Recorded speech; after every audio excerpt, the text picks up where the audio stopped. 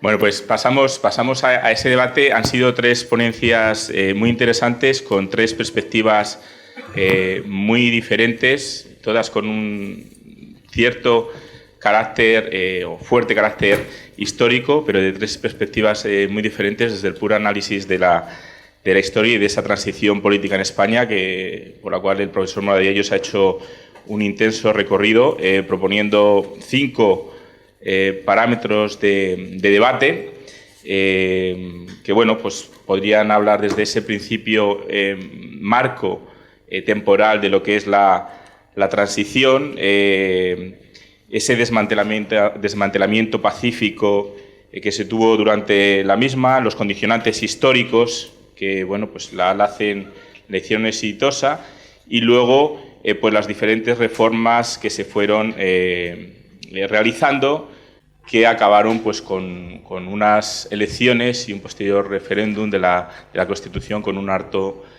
porcentaje de participación. Posteriormente, que ha sido una de las cosas destacadas como algo único sucedido en Europa. Posteriormente hemos analizado diferentes discursos políticos de diferentes líderes durante este periodo de la historia de España, desde Negrín, pasando por Franco, el rey Juan Carlos, y cómo diferentes conceptos claves, desde el Estado de Derecho, la democracia, la patria, la nación, son utilizados por ellos a favor de su propio interés o de los objetivos que quieren defender, y cómo de alguna manera palabras tan nobles como estas que acabamos de citar pues acaban siendo objeto de manipulación, ¿no? Pues de cara a la ciudadanía. Y finalmente, pues más reciente, pero ese recorrido por lo que ha supuesto el cine como elemento cultural para,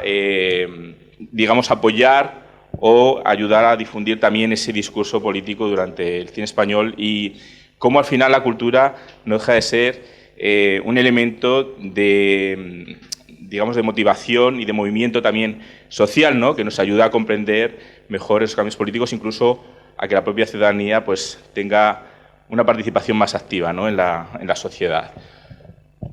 Preguntas, debates. A mí se me ocurre una pregunta que, por romper un poquito el hielo, que le planteé inicialmente al profesor Moradillos, pero creo que en cierto modo pues vale para los tres, ¿no? Y llevándonos también el debate a la actualidad, ¿no? Hoy se dice, o muchos jóvenes dice, bueno, pero hablando de la Constitución, hablando de lo que pasó en esos momentos de la transición, dice, bueno, yo no lo viví, yo no voté esa transición, yo no formé parte de eso, con lo cual ya no me siento obligado a seguir esas pautas o ese acuerdo. ¿Qué mensaje diríais desde la perspectiva histórica, pero también a la ciudadanía actual y a los jóvenes especialmente, que son los que reivindican esta frase en función de los parámetros que habéis explicado en vuestras intervenciones?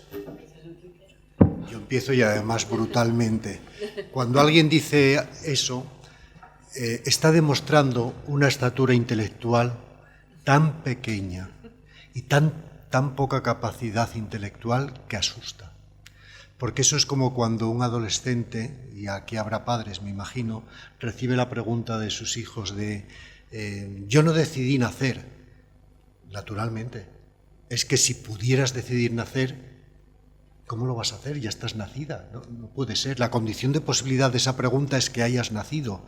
Es ridícula la pregunta.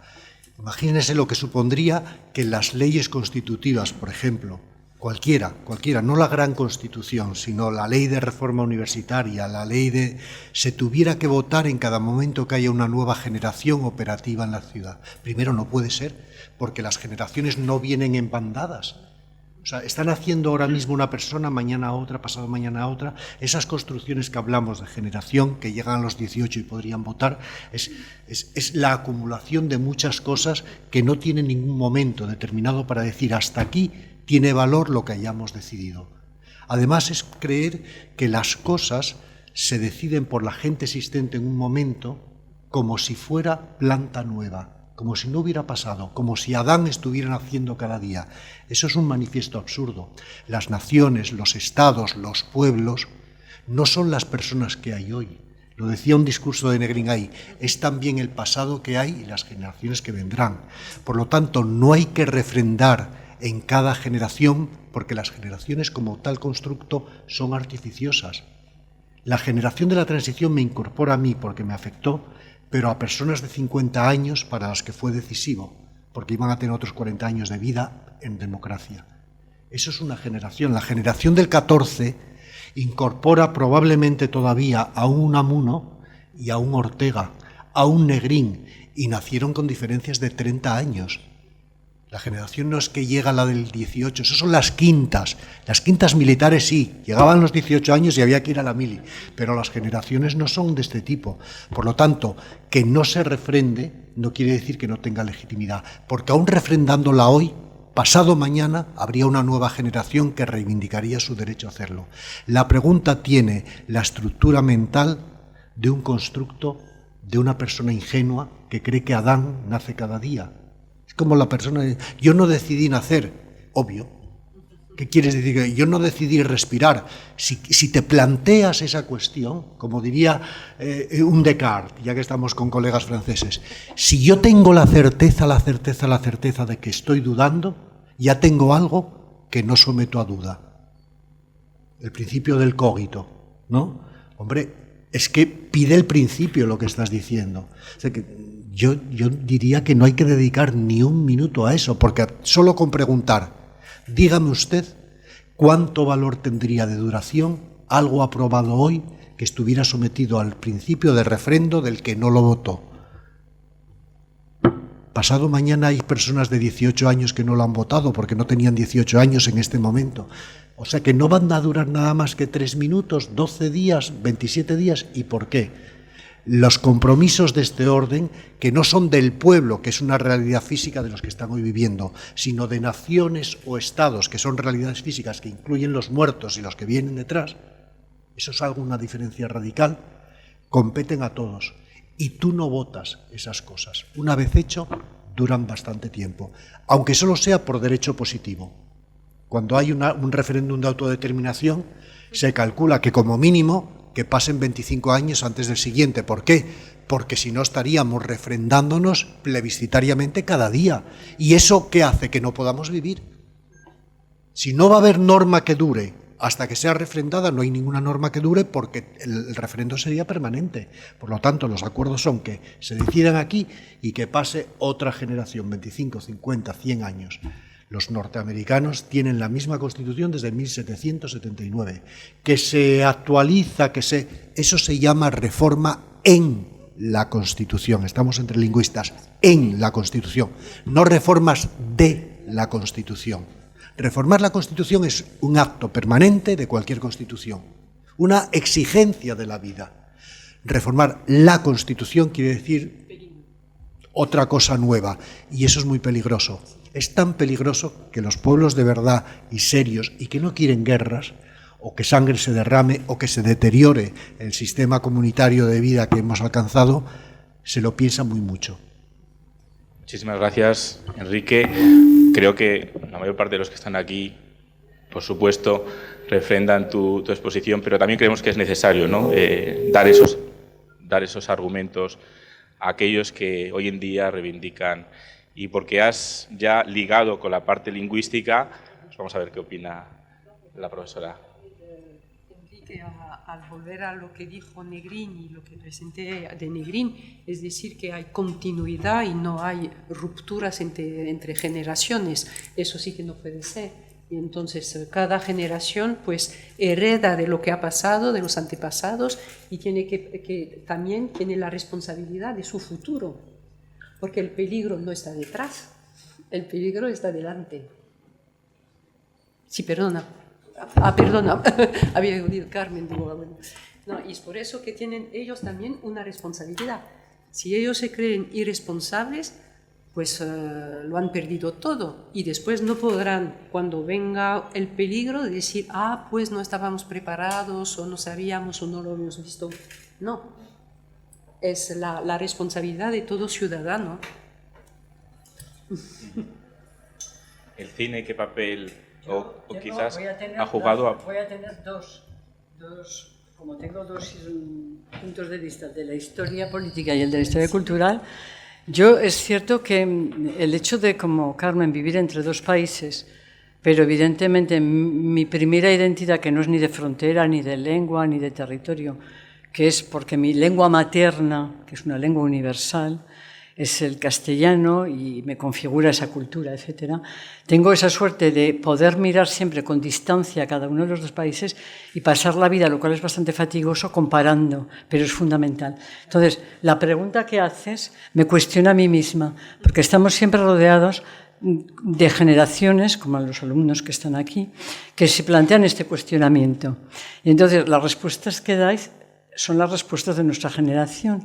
Pero la pregunta, por ejemplo, si vuelvo a la cuestión o el planteamiento a Francia, cuando surge hace justo un año el movimiento de los chalecos amarillos, nadie, nunca, en un país tan sumamente organizado, con una legitimidad, con una estabilidad, con un presidente elegido, con una, aunque no era una mayoría holgada, se eligió. Bueno, un presidente que evidentemente venía del mundo académico, que trabajó con Paul Ricoeur, o sea, que no es cualquier persona, bueno, que se constata una desconexión total entre el discurso y evidentemente lo que ocurre en la calle.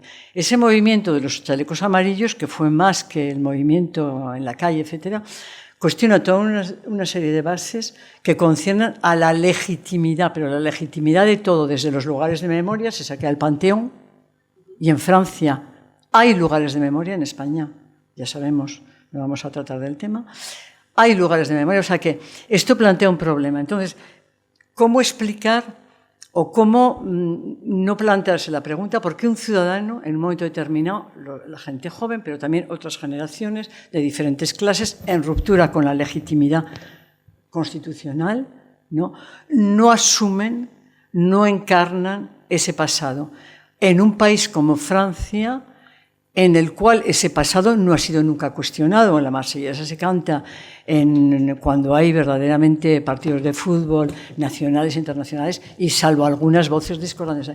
¿Cómo esto ocurre? En un presidente, además, y ahora vamos al análisis del discurso, en un presidente que después de este movimiento social tan potente, de esos destrozos en la calle, de eso incontrolado y tal, decide hablar directamente con la ciudadanía y va a encuentros con las mangas de camisa remangadas y hablar directamente.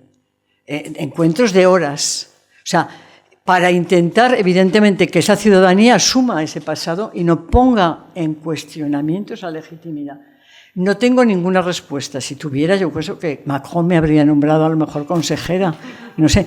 Pero yo eso me lo pregunto todos los días. ¿Cómo un edificio que me parecía a mí tan estable como el francés, comparado con todos los problemas que hay en el Estado español, cómo de repente se derrumba de esta manera? Y hoy, en el día que estamos hablando, no sabemos, el 5 de diciembre, huelga general en Francia, si el movimiento va a continuar, no va a continuar. Es decir, que en España hay cuestionamientos sobre lo que estamos diciendo. ¿Por qué no asumir esa Constitución? Que para Francia es una Constitución muy joven, evidentemente, pero a mí eso me cuestiona como ciudadana. No tengo una respuesta clara, no hago más que cuestionarme. Sí, de alguna manera, aunque los resúmenes no son buenos, y más allá de los argumentos pesados dados desde el campo académico, lo que no está nunca de más, por muy banal que parezca, es cuestionarse el por qué estos movimientos o estas opiniones surgen, porque tampoco sabemos nunca dónde pueden llegar a parar si no se les presta la suficiente atención, ¿no? Creo que cursos como este pues también sirven para esto. Yo puedo seguir indefinidamente haciendo preguntas, pero creo que os toca a vosotros. Sí. Voy pasando el micro y vas... Sí, quisiera leer este extracto de una revista que leí ayer en el avión, viniendo aquí, y entonces era el título que me llamó la atención, se llama Democratización, la hora del pequeño usuario. Y entonces leo, hay un término que nos ayuda a definir muy bien la evolución del renting de los últimos años. Nos referimos a democratización.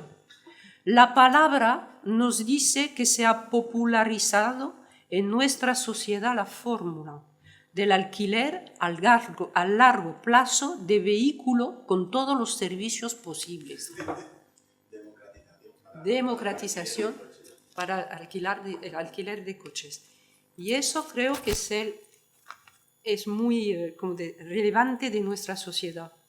Es decir, una mezcla de todo y sobre todo de las palabras. Entonces, democratización. Nosotros tenemos un sentido de democratización. De repente, pues yo voy a alquilar un coche y le voy a decir al señor, pero no se ha democratizado. Podemos hablar del precio, porque yo mire así, ¿ves? Y es eso que a mí me parece, y es lo que he intentado enseñar antes, es decir, que estas palabras en boca de Negrín, en boca de Franco, o en boca de no sé quién, ese que escriben, además no firma, pero es algo... No firma por eso. Pero entonces la nueva generación, pues hay democratización del renting de coches, de vehículos. Y ya está, me pasó la palabra. Bueno, nada más. Agradecer que se haya abierto el debate ahora, porque si no hubiese sido más complicado por la tarde, ¿no?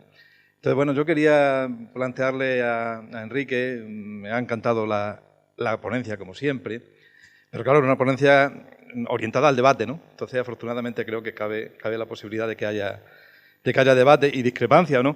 Hombre, yo me gustaría plantearte una discrepancia bueno, con independencia de la capacidad argumental que haya, pues para saber al menos tu opinión, ¿no? Yo creo que de la intervención que has tenido, la coherencia de tu intervención a mí me lleva por lo menos a pensar que quizás la muerte de Franco no sea tan decisiva para la transición política. Es decir, tú marcas, y claro, tendría que explicarlo muy por extenso y evidentemente no lo voy a hacer. Pero siguiendo tu argumentario, pues digamos el año 76 es continuidad del franquismo con un cambio legal del jefe del Estado y sin mayores problemas. De tal manera que, desde mi punto de vista, lo que tú has dicho lleva a pensar que, en todo caso, si son tan restrictivos, pues sería desde la ley de reforma política hasta la Constitución. La ley de reforma política es el triunfo de la reforma, la Constitución sería el triunfo de la ruptura. Y hasta la ley de reforma política, pues hay un aperturismo que ya se pone de manifiesto en la ley orgánica del Estado. De tal manera que yo creo que la ley orgánica del Estado está quizás un tanto desvinculada del discurso político sobre la transición y no nos damos cuenta de la importancia que tiene. Pero claro, la ley orgánica del Estado es el aperturismo, que se sustancia en un tardofranquismo donde todo ese tipo de reformas, todas esas digamos, propuestas van a ir fracasando, pero se van planteando. La ley de reforma política es la reforma, o sea, la ley es la reforma, valga la redundancia, pero no el consenso. Es la reforma dentro del aparato franquista. Luego, cuando se habla de consenso, hay que ir a la Constitución, donde sí hay consenso. ¿Consenso entre quién? Entre los reformistas, que antes muchos de ellos fueron aperturistas, y la oposición que estaba en el exterior.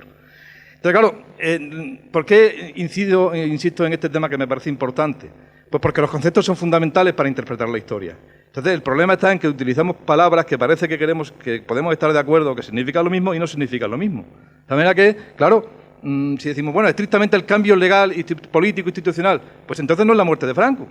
Entonces es estrictamente la ley de reforma política, desde mi modesto punto de vista, ¿no? Y la reforma tal, pues sería, en todo caso, la aprobación de la Constitución, ¿no? Que es la manifestación del consenso. Y luego, pues ya por terminar, porque no me quiero extender. El debate que habéis planteado de la Constitución me parece, de la vigencia, tal, me parece interesante. Pero claro, el problema es que la Constitución tiene que estar adaptada siempre a los tiempos en los que se vive, con independencia de la cuestión generacional. Y Enrique ha dicho, es que no hay intangible, cualquier cosa, pero la Constitución es muy rígida. Entonces, digamos que es tremendamente rígida el proceso, a no ser que se quiera reformar en cosas en las que los partidos políticos se pueden poner de acuerdo porque no son digamos, problemáticas para el sistema político, no tanto a lo mejor para la ciudadanía, ¿no? El problema de la rigidez de la Constitución hace pues, que haya una demanda de reforma constitucional que no se satisface fácilmente en lo que se refiere digamos, a lo que plantea la ciudadanía, ¿no? Y ahí sí que creo que hay un pequeño déficit de retraso en encarar problemas fundamentales que tiene la sociedad española y que no han sido capaces de solucionarse. Gracias. Me parece que la Constitución del 78 pone el cuadro legal. La palabra la más importante, la más frecuente, es la palabra ley. Ley. Es decir, que pone fin a lo que estaba antes, lo que existía antes, que era totalmente la arbitrariedad. Enrique. Sí, puedo contestar, porque la intervención de Juan apunta a cosas nucleares importantísimas, pero yo creo que hay un defecto grave en la perspectiva. Tú has dicho, si esto que yo digo fuera así, nos obligaría a pensar que la reforma solo empieza con la ley de reforma, mientras que antes Franco fue casi epifenoménico, porque desde la ley orgánica del Estado, te das cuenta que la ley orgánica del Estado, aprobada a finales del 66 y refrendada a principios del 67, no entra en vigor hasta el 20 de noviembre del año 75. No entra en vigor porque está prevista para, al apartado cláusula final, la última, cuando se cumplan las previsiones sucesorias. Una vez que muera Franco, entrará en vigor en su plenitud el núcleo material de decisión de la ley orgánica, que es en donde reside la soberanía. Cuando muere Franco, el sistema político queda descabezado porque de él procede todo. Y sin embargo, su heredero a título de rey estará limitado por la ley orgánica del Estado. Es tal cual. La ley orgánica del Estado queda en un limbo jurídico hasta que se cumplan las previsiones sucesorias, hasta que muera Franco. Esto en primer lugar. Y en segundo lugar, como el general Franco concentraba la plenitud de los poderes, desde al menos el 73 en adelante, el Estado propiamente franquista va a remolque de lo que puede hacer o no hacer un anciano que había cumplido los 81 años y va a morir a punto de cumplir los 83. Es determinante, hasta el punto de que los más reformistas, ya que no aperturistas, del régimen, que han roto con el régimen, un Areilza, que era ministro, era embajador en París y se pasa al conde de Barcelona, el propio Manuel Fraga, dicen en el Consejo Nacional del Movimiento, la única legitimidad que cabe obtener es la que surge del sufragio universal democrático, no del municipal, no del de tercio familiar. Sí, están rompiendo con él, pero también le dicen a la oposición, porque están en negociación clandestina, secreta, hasta que muera el protagonista de esta época histórica, que es Franco, no podremos hacer nada. Por eso era tan importante que falleciera. Y una vez fallecido se daba la posibilidad de emprender el proceso de operación de ingeniería política, que va a ser básicamente la transición. Por lo tanto, no creo que haya ninguna contradicción. Y volviendo a la esencia de lo que tú decías, los conceptos son conceptos y no metáforas, ni ficciones, ni siquiera palabras de contenido polisémico, porque si es polisémico ya no es concepto. Siendo conceptual, volvemos a Aristóteles, término adquem, término postquem y en el medio la transición. Y entonces quedamos que entra en vigor la ley orgánica, el general Franco hasta el final no resigna sus poderes y se los dan a Juan Carlos, pero es que Juan Carlos no es como Franco. Aunque pudiera tener todos los poderes, no puede sustituir libremente al gobierno, no puede cambiar libremente, está muy limitado por esa ley que solo entraba en vigor después de que él muriera. Ahí empieza terreno desconocido y por eso es transición. Todo el mundo sabe que hay que hacer algo para poner en marcha todo lo que el marco general de la ley orgánica prescribe, pero dame la ley y hazme el reglamento. Bueno, pues faltaba por hacer los reglamentos y los reglamentos son varios los que aparecen. Arias Navarro tiene una propuesta que es democracia a la española, democracia prohibiendo a los comunistas. Al fin y al cabo la República Federal lo hacía, ¿no? Y miles de otros países muy cercanos. México, la dictadura perfecta que era democrática, con el PRI. O el régimen en Venezuela o en Perú, del APRA. Son muchos regímenes que hoy dirías aliberales. Hay votaciones, hay incluso partidos que concurren, hay incluso competencia electoral dentro de las familias. Pero eso no es una democracia, no la nuestra, ¿eh? Yo quería preguntar por el final, ya que antes han preguntado por la fecha de inicio. Mi pregunta es si no sería preceptivo trasladar la fecha del final hasta la aprobación de los últimos estatutos de autonomía, ya que hay muchos autores que señalan la importancia de que se dé simultáneamente la transición democrática y el cambio territorial del Estado, y cómo también mucha gente habla de bloque constitucional, porque dicen que la Constitución no se puede entender sin los estatutos, y ya la Constitución prefigura estos estatutos y condiciona la aparición de los mismos. Y también un poco, eso por un lado. Por otro lado, preguntar hasta qué punto los éxitos y fracasos de la España actual, los éxitos, todos esos que nos has explicado, la integración europea, un largo periodo de paz, una homologación en derechos y libertades similares a los de otros países europeos, están prefigurados más bien por el marco legal que se da en la transición o por el desarrollo posterior de la misma, y también las limitaciones que podemos ver o podemos achacar a la democracia española, como por ejemplo el hecho de que hasta hace 15, 20 días el dictador haya ocupado un lugar de prestigio, el hecho de que haya una probable corrupción política más elevada, según los estudios, que en otros países europeos, no administrativa, pero sí política, estas limitaciones que también seguimos viendo hoy en día. ¿Vale? Gracias. En cuanto al término final, si hiciéramos caso de lo que acabas de decir, la transición terminó hace muy poco, con los estatutos de ciudad de Ceuta y Melilla, lo cual ya nos introduce que esa lógica es perversa, porque toma la parte por el todo y rompe el concepto. Pensar que hasta que se aprueba en las Cortes el Estatuto de Ceuta y Melilla no se cierra la Constitución es una petición de principio, porque además se hace el Estatuto precisamente porque hay norma y posibilidad, potencia, aunque no sea acto constitucional, de hacer tal cosa. Yo creo que eso no tiene sentido. Entre otras cosas porque el elemento esencial que ponía en cuestión incluso el sistema, Cataluña, se resuelve de una manera un tanto extraña constitucionalmente, porque se restablece la Generalitat por un procedimiento y un Real Decreto, me parece que era, no necesariamente es preconstitucional. O sea, a Tarradellas se le concede la condición de lo que va a ser el jefe del Ejecutivo catalán preautonómico, retomando el legado de la Generalitat republicana. Es un caso jurídicamente tan peculiar que es el que permitió a la Generalitat reclamar con fundamento de derecho, porque se restableció una institución, la devolución de los papeles de Salamanca. Porque es que este organismo de Estado restablecido es el único caso donde hubo ruptura democrática.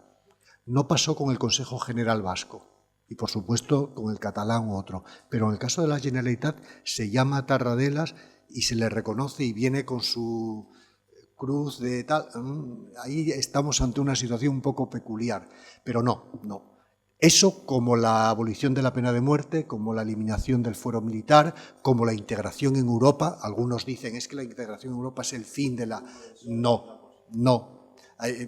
Por encima del 82 hay una nueva propuesta, y ya veo a Alejandro diciendo naturalmente, que es cuando España entra en la entonces Comunidad Económica Europea. Cierto que eso cierra una época de transición, de regreso a Europa, etcétera, pero, ojo, en el año 86 la transición estaba bien asentada, tanto es así que había otros problemas de la democracia española restaurada.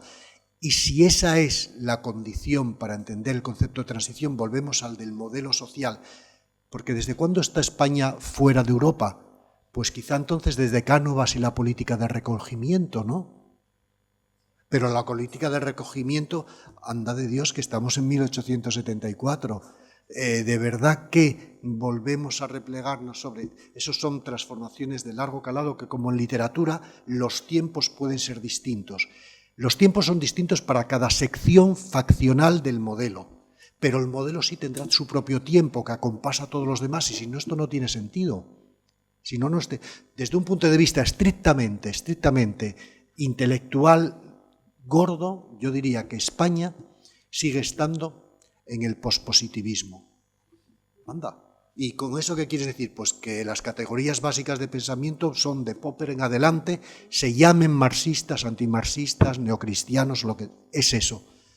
¿Y con eso qué digo? Pues que en el plano de la lectura de tal, a mí me parece esto, como quien dice que España hasta el año 30 era esencialmente un país romántico. ¿Y con eso qué quieres decir? ¿Que no hubo república, que no fue importante el 31, que no? Sí, sí, claro que lo fue, pero que en el plano cultural o de literaturas, pues seguimos con el realismo, con Galdós o con Clarín. Y oye, Clarín ya es iniciado el siglo, ¿eh?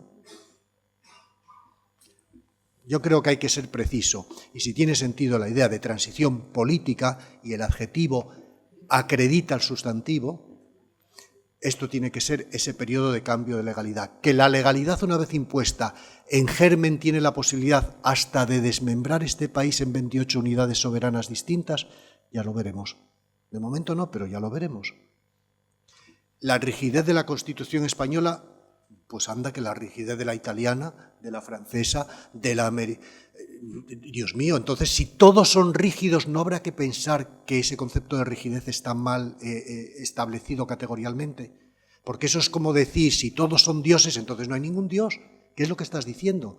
La rigidez de la española es tan rígida que es de las escalas de rigidez de todas las constituciones de las menores, porque no hay ningún precepto intangible. Y los otros sí, los otros tienen precepto. Intenta llevar en Francia la posibilidad del referéndum para la Bretaña. Por ejemplo, que el distrito de Loire-Atlantique, que sois la capital real de la Normandía, tal, inténtalo y verás. Bueno, Córcega ya vemos. Pero digo Bretaña porque no estoy diciendo que se restablezca el reino de Bretaña, digo que, por ejemplo, que por qué Nantes, capital histórica y tal, ¿por qué no entra allí? ¿Por qué no hacemos esto del Condado de Treviño que vaya allá? ¿Por qué no es eso? La lengua de la República es el francés. No hay discusión. discusión. La Constitución. Y en Alemania, prueba a decir a un alemán sensato que se pudiera poner en cuestión el artículo fundamental, porque en la Constitución hay cosas que se cambian en 3 patadas y con una mayoría de un voto, pero los artículos sustantivos, por ejemplo, la Declaración de Derechos, ahí sí que necesitas la mayoría cualificada y luego refrendada del Senado. 2 procedimientos de reforma distintos, porque distintos son el calado de lo que vas a hacer. Ojo que la Constitución española permite que por una mayoría suficiente, en este sentido, decretemos que puede haber pena de muerte, o decretemos que la mujer no es igual al hombre ni en derechos ni en deberes, o decretemos que todo. En la Constitución alemana eso es intocable, porque, como se mencionaba aquí, Hitler, y como sabía Negrín, que vivió 11 años en Alemania y su segunda lengua materna era el alemán, con el que hablaba con sus hijos y su familia, bien, pues sabía que Hitler ganó las elecciones, que 12,5 millones de alemanes les votaron, y votaban a partir de los 21 o 23 años, no me acuerdo exactamente ahora. Ojo, ojo, puede haber una... Votar no significa que haya democracia, lo que indica que hay democracia es que se vote en contextos legales previos que nos indeterminen el resultado y que haya posibilidad de revertir lo que una vez votado va a tener un tiempo de duración, 4, 5, 7 años, no más. Que pueda cambiar esa mayoría, eso es lo que hace democracia. Votaciones y votaciones, uno lee lo que escribieron personas muy sensatas, francesas y británicas, para no decir españoles, de la Constitución soviética del 36 y su maravilloso referéndum, y quedas alucinado de que no habían, pero por Dios, la mejor Constitución, la más progresiva del mundo, la más democrática, la que alcanza el paraíso de la participación, era pura mentira, declaraciones de derechos que no comprometían a nada, brindis al sol. Es una diferencia sustancial, y lo que simplemente trato de señalar es que cuando se pide en la Constitución española menos rigidez, pero hombre, dame el parámetro de rigidez, y si es del 1 al 10 y la nuestra está en el 1, pues hombre, a lo mejor tendrían que empezar los del 10 a rebajar sus exigencias, ¿no? Creo que el debate puede ser recurrente, pero voy a abordar otro asunto que también Enrique y vosotras habéis tocado de pasada, que no sé cómo definir, porque como no me gusta la definición, sobre todo la utilización que se hace, la famosa memoria histórica, ¿no?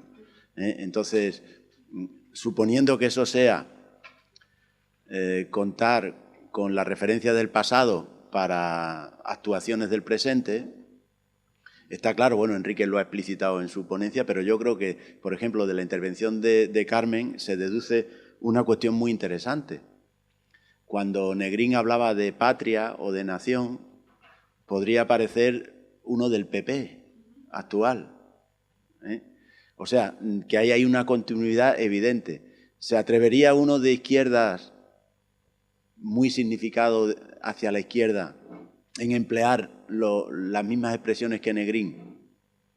Y Negrín presidía un gobierno con comunistas, con anarquistas, con trotskistas, ¿eh? ¿A qué creéis vosotros que se debe eso? Yo más o menos lo intuyo, pero quiero que lo expliquéis, sobre todo a los alumnos, por qué todavía la izquierda en España no acepta determinadas cosas, o por qué la patria, la nación, se identifica con la derecha o no, porque yo creo que actualmente en España, patrias y nación, solo hay patrias y naciones pequeñitas.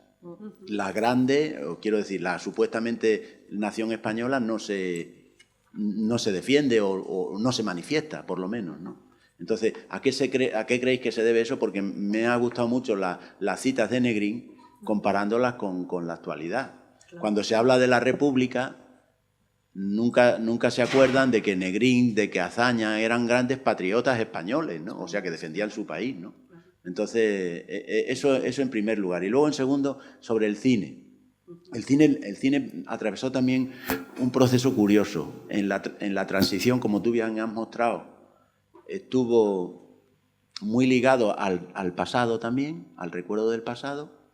Y por ejemplo, has mencionado a Borau, que a mí me parece uno de los analistas mejores de ese pasado inmediato, pero luego se cayó también en el exceso, que ¿te acuerdas cuando se decía en España solo se hacen películas sobre la guerra civil? Y se cargó el cine español de ese San Benito. Sí.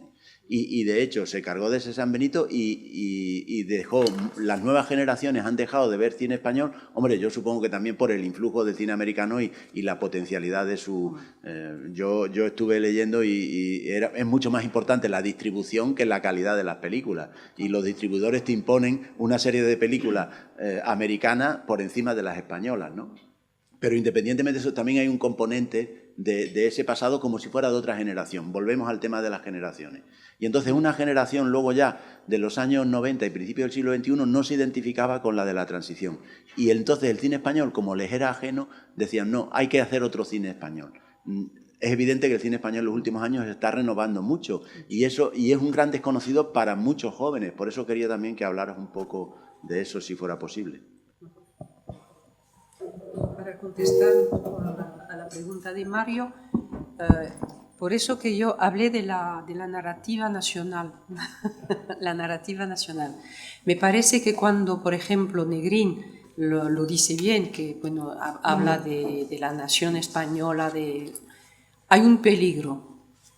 Ve el peligro. Fuera está la Segunda Guerra Mundial y él pues lo ve, lo vive, entonces tiene que reunir. Bueno, segundo, dentro de la propia República, las tensiones. Entonces todo eso afloja mucho, ¿de acuerdo? Y es lo que ha vivido. Es decir, yo creo también que la similitud con la actualidad es que en todos nuestros países o naciones, podemos utilizar la palabra, hay tensiones internas totalmente distintas. En Francia tenemos a los chalecos amarillos. Aquí en España hoy en día a Cataluña, los independentistas. Pero los chalecos amarillos ponen en entredicho la nacionalidad. No, pero crean tensión. Ya. Sí, crean tensión. La nación es intocable. No estoy tan de acuerdo contigo. No, porque, pero no mira, defienden identidades nacionales. No. Son identidades más bien de clase. De clase social. Sí. Pero lo que pasa, mira, han ido a romper el Arc de Triomphe. Sí, es lo que he dicho. Pero yo creo que es la asunción del pasado y el costo de lo que puede ser un pasado museístico. Y es la pregunta que yo me hago, porque realmente si tuviera respuestas, seguramente mi inestabilidad intelectual no sería tan grande, pero son preguntas que tienes que hacerte. Y en relación con el cine, por volver a la cuestión de... Perdona. Y para volver a lo de la nación, ahora mismo te dejo la palabra. de la nación hemos vivido todos, tanto en España como en Francia, los atentados. También, por eso que he hablado de las tensiones extranjeras y que destabilizan nuestros países, y en estos momentos, pues ¿qué hacemos? Todos somos nacionalistas. Se cierra uno, el peligro, cuando viene el peligro. Lo que hay que ver es por qué hay estos peligros hoy en día. Y lo decía en mi introducción, es decir, que hay un orden mundial totalmente distinto. Estados Unidos, China, Rusia, que intentan, bueno, no sé, hemos leído que los independentistas catalanes estaban infiltrados con Rusia. El Trump, sabemos que está en un proceso porque parece ser que las elecciones con Rusia. Y eso no lo vemos, tenemos que ver el orden ahora mundial, por eso que tenemos que salir de esta concepción de la nación, si quieres del Estado-nación clásico, porque las cosas están jugando fuera, en otro terreno, como lo vio Negrín, y de repente dentro de la nación las tensiones, yo quiero ganar las elecciones, yo creo que eso son tensiones y no se ve el peligro que está fuera. Y yo lo digo hoy como lo dije, si no conseguimos formar una Europa fuerte, desaparecemos. Ni naciones ni nada. Y es eso la meta es esa, es fortalecer Europa y no una Europa de naciones, sino Europa con verdadera fuerza, poder y para mantenernos porque el mundo ha totalmente cambiado. Sí, estaba notando lo que había dicho Carmen para seguir el debate luego y no tomar tiempo. Bueno, sobre el cine es verdad que tenía una parte en esa reflexión, si se puede llamar así, global, sobre cine y transición, que estaba consagrada a memoria individual, memoria colectiva. Pero una parte de esa reflexión la publicamos en un trabajo conjunto que hicimos con Mario sobre la transición. Él trabajaba sobre la fotografía y yo sobre el cine. Bueno, en Cádiz. Entonces era por no retomar esto, pero eso es un tema que el hilo conductor seguiría hasta la película de Amenábar, Mientras dure la guerra, o la película de John Garaño, La trinchera infinita, etc. Entonces, decir que durante el periodo de transición hay dos películas que marcaron el tema de la guerra. La primera, que es anterior al periodo que llamamos de transición, que son Las largas vacaciones del 36, de Jaime Camino, y la segunda, Las bicicletas son para el verano, de Jaime Chávarri, a partir de una obra de teatro escrita por Fernando Fernán Gómez. Esas dos películas marcan ese periodo y esa vuelta de la guerra. Entonces, básicamente en tres frases habría dos cosas que decir. La primera es que esas películas muestran algo que será recurrente en el cine de transición sobre la guerra, es decir, que la cámara va a ir mucho más a la vida cotidiana de los españoles durante la guerra, mucho más que a un cine de guerra. Y se echa en cara, entre comillas, los críticos, escriben los analistas diciendo: en España falta una película épica sobre la guerra, y citan como única película épica sobre la guerra Tierra y Libertad de Ken Loach, 96. Bueno, entonces, este es un debate, uno. Segundo, hay una película que es fundamental y que lanza, evidentemente, la polémica en torno al cine sobre la guerra civil, ficción, comedia, primera vez que se hace una comedia sobre ese tema, que es un tema, evidentemente, sobre el cual todavía hoy existen heridas que se vuelven a abrir, a reabrir, etcétera, que es la famosa Vaquilla de Berlanga. La Vaquilla de Berlanga, que intenta mostrar cómo, evidentemente, en ambos bandos la guerra es una guerra impulsada por cuestiones que pueden ser cuestiones vitales, cuestiones personales, cuestiones emocionales, pero que en realidad en los dos bandos había similitudes y es lo que se llama el cine de consenso sobre la guerra civil, sobre el cual también se ha escrito muchísimo. Entonces, yo simplemente diría, para terminar, que en este año 2019 yo creía que ese debate sobre cine y guerra civil había sido cerrado desde que Carlos Saura, yo aquí como no no hago evaluaciones y no me mira nadie, yo voy a decir que para mí una de las mejores películas a nivel, digamos, de reflexión sobre no el cine de consenso sobre la guerra, no el cine de la vida cotidiana sobre la guerra, es Ay, Carmela, de Carlos Saura. Es una de las películas, a partir de una obra de teatro, en la cual, evidentemente, Carlos Saura, que lleva desde los años 60 trabajando sobre esa memoria usurpada por el franquismo, vuelve al tema de la guerra y muestra realmente dónde estaban los frentes y dónde está esa oposición ideológica. Utiliza como actores a dos actores de comedia.